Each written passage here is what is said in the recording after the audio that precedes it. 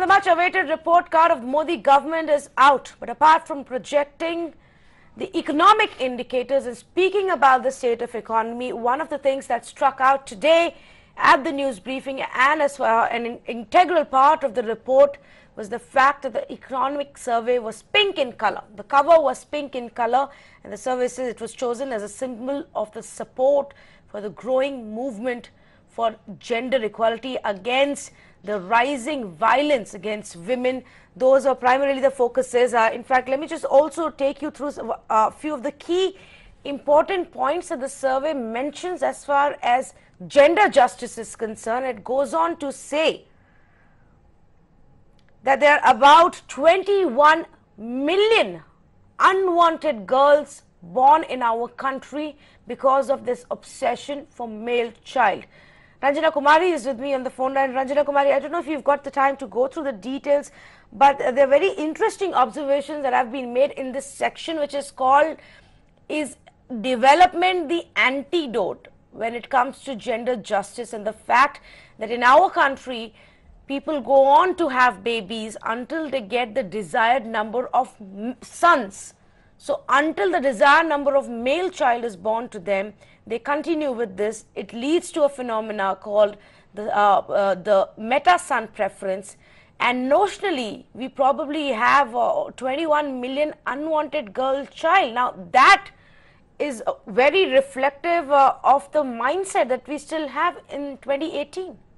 Well, I think, the economic survey basically is presentation of health of the nation in terms of growing economy and what happens in the economy of the nation. But, what is interesting is the observation of the economic advisor. He talks about, the tokenism, that there is pink cover, so they are worried about women's empowerment. What about almost 10% women going out of the workforce? What about millions of girls, as they themselves have said, being aborted because for the desire of the male child? Thousands of girls have been, raped and molested in the most heinous manner in the country. What about women getting into policy-making positions? Why don't they give the real empowerment? Why are they skirting around and talking about empowerment? The real empowerment is to have 50% women, high time 50% women should be in parliament and state assemblies. What about these, all these people who are talking about, what about women's contribution to making of the democracy in terms of vote? If they're voting larger in number, then why not give them the representation also? So they're really, this is what their understanding of empowerment is, a pink cover. That's what they all look at for women's empowerment. Beyond that, I don't think they're thinking about, neither they're doing much about it. I just also want to highlight a few of the other pointers, because like you said, this is a message from India's chief economic advisor, and he's urging all stakeholders to confront this mindset, the societal mindset that we have, which begins with an obsession for a male child. So even if we are managing to beat infanticide in few states, it's the larger mindset that has to be addressed. And interestingly, Ranjana Kumari, 36% women were employed in in 2005-2006, but that ratio of percentage of working women has come down to 24%. How do you read this data? What does it reflect? Yeah, that's what I precisely said. In terms of work participation rate and women's employment, India is one of the lowest in the world. In terms of the countries of the world which are giving women space to work. And workplaces are becoming totally hostile to women. Women are not able to walk up to the workplaces because of the violence. Women are not getting skilled enough and capacitated enough to be able to handle the kind of employment which is available in the market. So instead of really looking at all these issues, and also, what is government doing with Beti Bachao, Beti Padhao? In fact, we are working in Haryana very intensively in many districts, and I can say with some sense of responsibility that really the local administration is not cooperating, they're not doing much, and when you go and ask and tell them something, they will always fudge the data and come up with some kind of a strange statistics which nobody wants to believe. In fact, they're saying that, the data has changed and we have reached now 917 girls. It is absolutely not true. Anybody can come and see it for themselves in Haryana.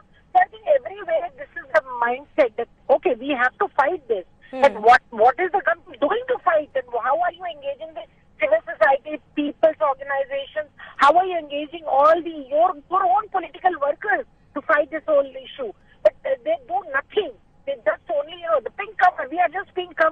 country. That is what we have been reduced to. Cover of a report. That is also not cover of a, the nation's whatever pride. We are just cover of a report, which is the annual feature, and that's what economic advisors should be sensitized on the issue of what women's empowerment really means. Where do we begin? Do we begin with the Women Reservation Bill? Do we begin with an overhaul of our education?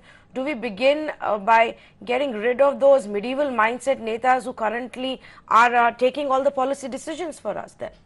Yeah, absolutely, absolutely. Women Reservation Bill, let's say this better, 22 years. And this government made the promise, this is in their manifesto. This is not a word they talked about. What about Nirbhaya Fund? We want to know. There was one public interest litigation, and it's pathetic the way the fund has been utilized, a very small amount. And then he has added nothing this year to the fund. What about gender budgeting? What happened to this whole idea of spending more money for women's, improvement in women's lives in the country? There's nothing, none of those serious issues which really will make a difference in terms of women's empowerment in the country has been discussed. Neither there is any report, neither there are any ministry has reported on gender budgeting. So this is really unique. There are retrogressive things that are happening in society, doing things which are really pushing women back, and they're not, discouraging women from joining the workforce. And on the other side, saying, the cover is paying so. I think anybody listening to this program should tweet today itself and educate this economic advisor that cover is not women's empowerment. You can make cover, and also tell them pink is rejected by women as symbol of femininity. Why should we be pink? Why can't we black? Why can't we be? No, now women are wearing black because, to shame the people. Women are wearing black to shame the people because they have been sexual harassed in every which agency, every which committee, every which commission, everywhere that they work, they are being sexually harassed. So many women face that harassment. So women are wearing black. Now they symbolize black. Why not? Right. I mean, what is this pink all about? I mean, it just says, this is what the patriarchs of this country think. This is their mindset. Right. Ranjana Kumari, thank you for speaking with us here on this big story that we've got for our viewers. Rishikesh Pai, a gynecologist on the phone line with me. Dr. Pai, is this a huge, big problem still? This male son-child preference that a society has, that the chief economic advisor is calling out today and asking the entire country to stand up against and start fighting against.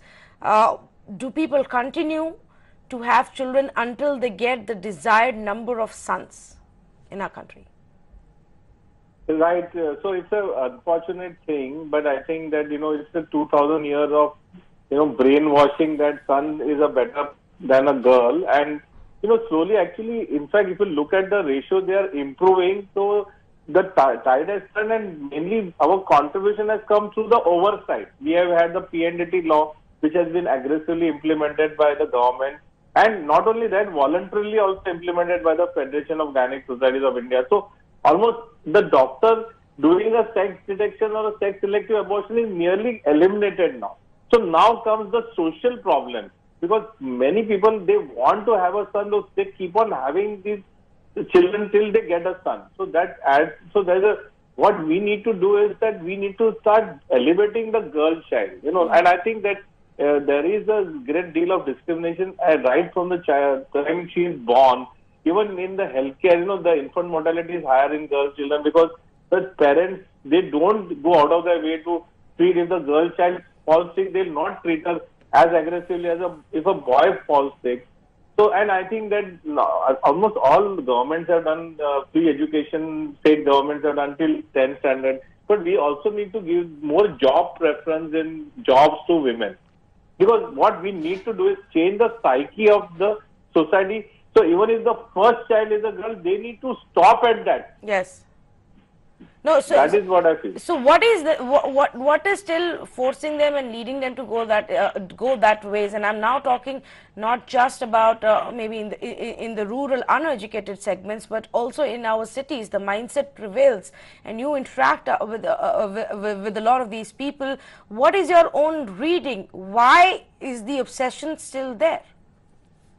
Because the men are still probably they are viewed upon as breadwinners, because the things are changing. But to give you an example, when I'm going in the north, when I get into the car with my colleague, the driver will open the door for me rather than the lady. So there is this basic the whole structure, the social thought process is different. It's totally directed towards the male.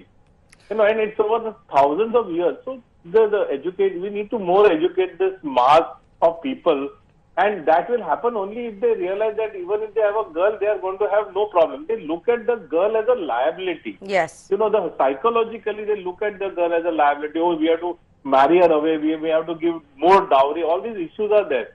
And I think I feel personally, looking back, in a short span of 60 years, the government has done a lot. Yes. We have managed to stem this rot which is there in the society. Hrishikesh Bhai, thank you so much for speaking with us. I've also got Pramila Nesargi on the phone line with me.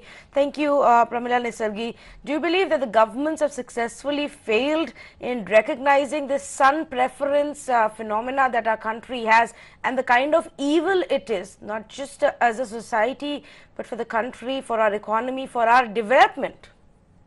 I agree with you. At last, the government has, at least found out, and it has come out with a document.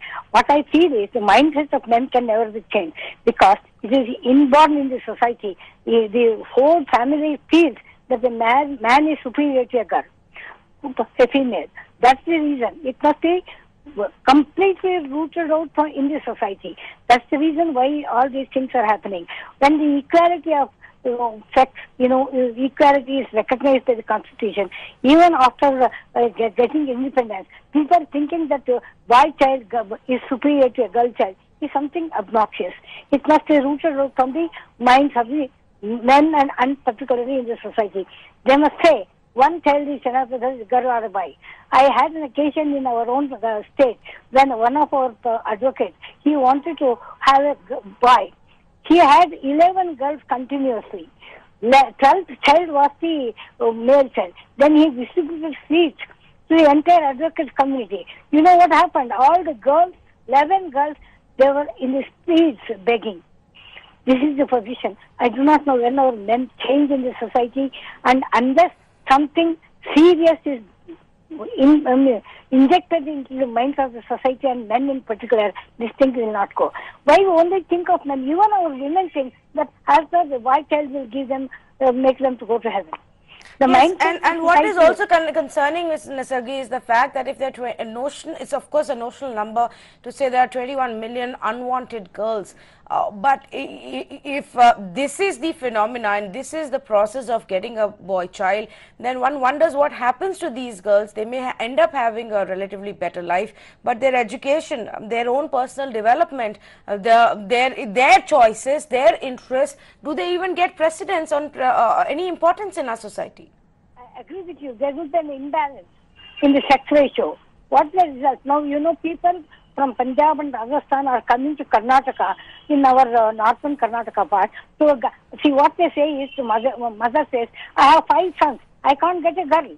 At least find out one girl for 5 of my children. Where are we? That is how the things are going on. Midnight marriages are taking place. Minors are being sold to these people in the guise of marriage because they are not getting. I have heard in one of the Rajasthan in a village, there is no Bharat for the past 20 years. In other words, they can't get only the village is by only the boy child. They can't. They don't have girl child. Similar is the case in one of our high school in our Hassan district.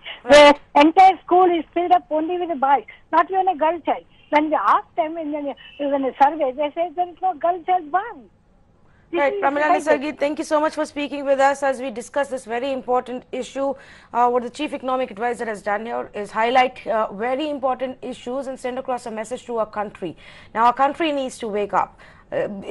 Some of these data points are not new, but the fact that they exist and some of them are actually getting worse even in 2018 is what is concerning. For example, the survey also highlights data that shows that only 54% of people surveyed believe that beating your wife is unacceptable. Only half of our country believes that it is unacceptable. That's the mindset that we need to fight and we need to change.